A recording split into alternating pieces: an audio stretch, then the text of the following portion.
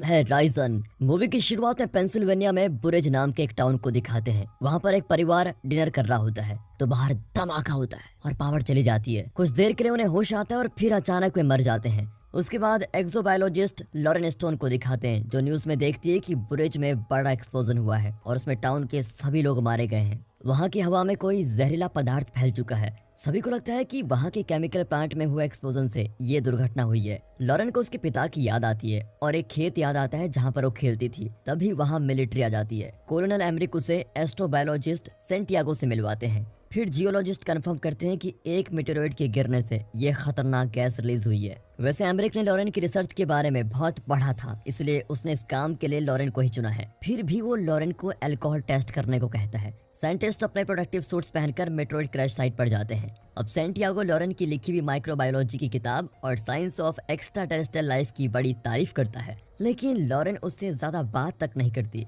जब इस साइट पर पहुंचते हैं तो वो बर्फ से ढकी होती है और बहुत कम जमीन वहाँ पर दिखती है। लॉरेन वहाँ पर एक लाल रंग का छोटा पौधा देखती है। उसे पौधे पर तरस आता है कि ऐसी जगह पर ये क्यों उग गया। फिर वो घर जाकर रिसर्च करती है तो उसे पता चलता है कि 2013 में रशिया की एक सिटी में ऐसा ही मेट्रोइड क्रैश हुआ था। अमेरिकन टीवी ने वहाँ की एक महिला से बात की थी। उसने बताया था कि मेट्रोइड के गिरने के तुरंत बाद एक जहरीली गैस उस एरिया में फैल गई थी और कई लोग मारे गए थे। क्रैश साइट पर एक बहुत बड़ा पेड़ उगने लगा, लेकिन उस पेड़ के इर्द गिर्द सारे जीव जंतु मारे गए। लेकिन वो पेड़ काट दिया गया और इस घटना को सबसे छुपा कर रखा गया था। उस जर्नलिस्ट ने यह भी रिपोर्ट किया था कि इंटरव्यू के तुरंत बाद वो औरत भी मारी गई थी। अगले सीन में दिखाते हैं तो डॉक्टर्स बुरेज के मेट्रोइड क्रैश साइट में जो भी आदमी मरे होते हैं उनके शव को विश्लेषण करते हैं। सब कुछ नॉर्मल लगता है, लेकिन जब डॉक्टर उसके शरीर को काटने लगता है तो एक नीला द्रव बाहर निकलता है, लेकिन फिर से अंदर चला जाता है और उस आदमी का घाव भर जाता है। वे चौंक जाते हैं, लेकिन अचानक वो आदमी जिंदा होता है और उठकर बैठ जाता है। वो चुपचाप नीचे देखने लगता है और किसी बात का कोई रिएक्शन नहीं देता। उसकी ना तो पल्स होती है और ना ही ब्लड प्रेशर।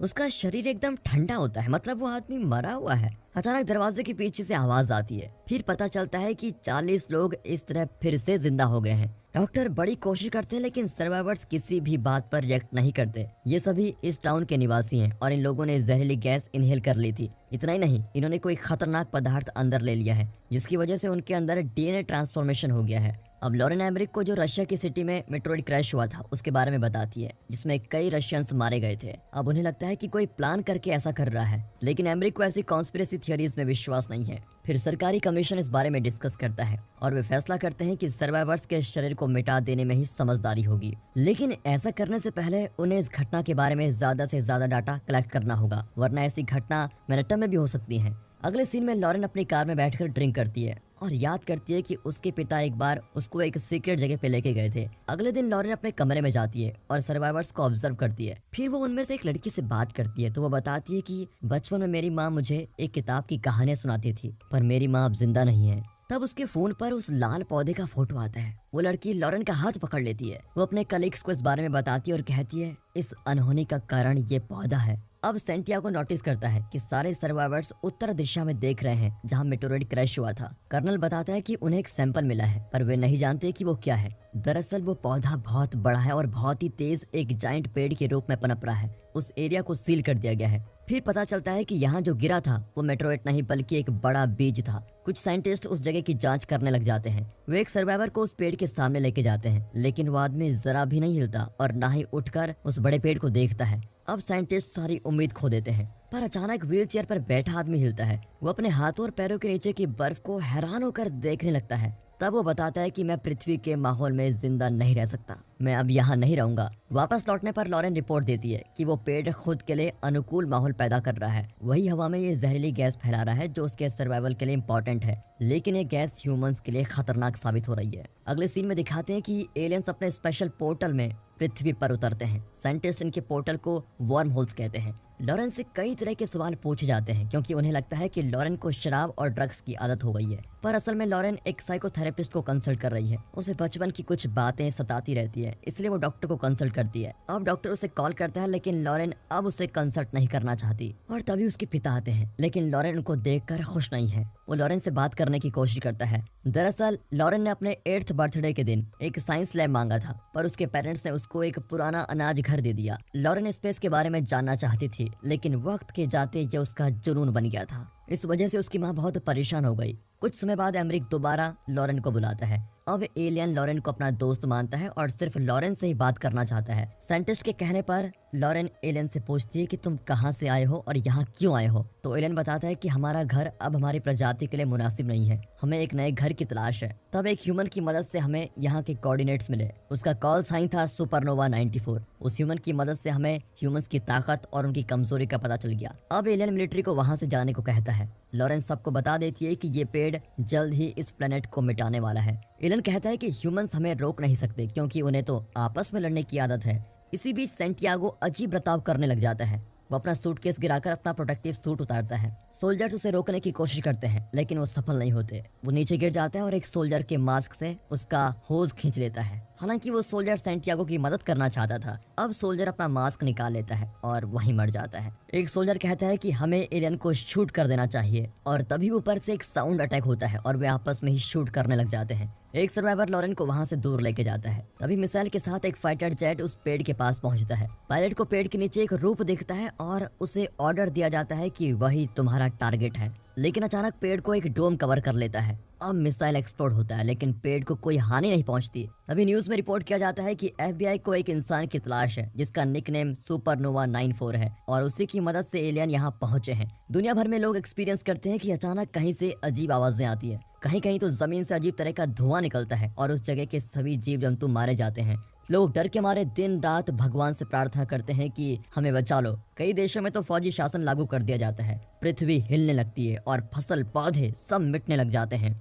एक दिन लॉरेन अपने पिता के घर जाती है। सबसे पहले वो पुराने अनाज घर को देखती है जिसके दरवाजे पर लिखा होता है कि ये लॉरेन की लैब है। लेकिन अचानक वो वहाँ से दूर चली जाती है। कई साल से वो खुद से ये सवाल कर रही है कि मैं कौन हूँ। इस दुनिया का अंत पास आ रहा है लेकिन फिर भी लॉरेन अजीब सी राहत महसूस करती है। उसे लगता है कि आखिर वो आजाद जिंदगी जीने वाली है। अपनी सच्चाई जानने के लिए लॉरेन अब एलियन से मिलती है। वो कहता है कि ये पेड़ परिवर्तित हो रहा है। तभी लॉरेन के पैरों तले जमीन हिलने लग जाती है। लॉरेन नीचे लेटकर जमीन की गुंजन सुनने लग जाती है। समय आ चुका है और यहाँ नया जीव पनप रहा है और ये सब लॉरेन की वजह से हुआ। और आखिर में लॉरेन को वो दिन याद आता है जब उसके पिता उसको एक सीक्रेट बेस में लेके गए थे। वहाँ एक UFO को लाया गया था। लॉरेन के पिता ने उसे कॉरिडोर में छोड़ दिया और खुद अंदर चले गए। वो वहाँ घूमने लगती है तो उसे पता चलता है कि उसके पिता को किसी खतरनाक और ताकतवर क्रिएचर के बारे में बताया जा रहा है। लेकिन इससे पहले कि क्रिएचर कुछ कर पाता, मिलिट्री ने उसको शूट कर दिया था। लॉरेन एक चैम्बर के पास पहुंचती है जहाँ उस क्रिएचर को रखा गया था। लॉरेन चैम्बर के ग्लास को टच करती है तो अचानक वो क्रिएचर भी अंदर से ग्लास को टच करता है। लॉरेन घबराकर चिल्लाने लग जाती है। उसके समझ में नहीं आता कि उसके साथ हो क्या रहा है। फिर वो बेहोश हो जाती है। तभी गार्ड्स आते हैं और लॉरेन को उसके पिता के पास लेके जाते हैं। फिर लॉरेन को होश आता है और वो अपने पापा के साथ वहाँ से चली जाती है। लेकिन उस दिन के बाद लॉरेन पहले की तरह नॉर्मल कभी नहीं रही। वो इंटरस्टेलर शिप के बहुत ही कॉम्प्लिकेटेड डिजाइन बनाने लगी। इतना नहीं, वो कई फॉर्मूलाज भी लिखने लगी जो किसी की समझ में नहीं आते थे। स्कूल में भी बस वो सभी के लिए परेशानी बन गई क्योंकि वो टीचर्स और स्टूडेंट्स को अपनी मर्जी से मैनिपुलेट कर सकती थी। वो सबसे कहती थी कि मैं एक एलियन हूँ और अपने घर जाना चाहती हूँ। एक दिन लॉरेन अपना बनाया हुआ एक ट्रांसमीटर ट्यून करती है और दूर के किसी प्लेनेट को कांटेक्ट करती है। उसका कॉल साइन होता है सुपरनोवा 94। लॉरेन के पेरेंट्स उसकी हरकतों से बहुत घबरा जाते हैं और उसको लैब में जाने से मना करते हैं। इससे गुस्सा होकर लॉरेन अपने टॉयज तोड़ देती है और दीवारों पर ड्राइंग्स करती है। वो अपनी माँ को उसकी मौत की तारीख भी बताती है और तब जाकर उसके पिता को पता चलता है लॉरेन के अंदर का DNA ट्रांसफॉर्म हो गया है। लॉरेन अब ह्यूमन नहीं बल्कि किसी और की तरह क्रिएचर बन रही है। अब प्रेजेंट में दिखाते हैं लॉरेन अपनी सच्चाई जानकर रोने लग जाती है। लेकिन एलियन अपनी दुनिया में लॉरेन का स्वागत करता है। दरअसल लॉरेन ने अपनी और पृथ्वी के बारे में उस एलियन प्लेनेट को बहुत कुछ बता दिया था। इसी बीच दुनिया भर में कई जगहों पर अंडाकार चीजें नजर आती हैं। जंगल, शहर, रेगिस्तान, पहाड़, हर जगह वे नजर आते हैं। फिर अचानक एक दिन वे एक्सप्लोड हो जाते हैं और उनमें से काला घना धुआं निकलता है। धुआं हर तरफ फैलता है और सभी जीव जंतु मारे जाते हैं। ना तो कोई बच पाता है और ना ही कोई किसी जगह छुप पाता है क्योंकि अब उस पेड़ की जड़ें पूरी पृथ्वी में फैल चुकी हैं। अब पृथ्वी ह्यूमंस के लिए बिल्कुल भी अनुकूल नहीं है और यहाँ के सभी पेड़ पौधे और जानवर विलुप्त हो चुके हैं और अब एक नई प्रजाति का जन्म हो रहा है। आखिर लॉरेन का सफर खत्म हो गया और वो घर लौट चुकी है। और दोस्तों इसी के साथ ये मूवी यहाँ पर खत्म होती है। दोस्तों अगर वीडियो अच्छी लगी हो, मूवी अच्छी लगी हो, एक्सप्लेनेशन अच्छा लगा हो तो वीडियो को लाइक कीजिए और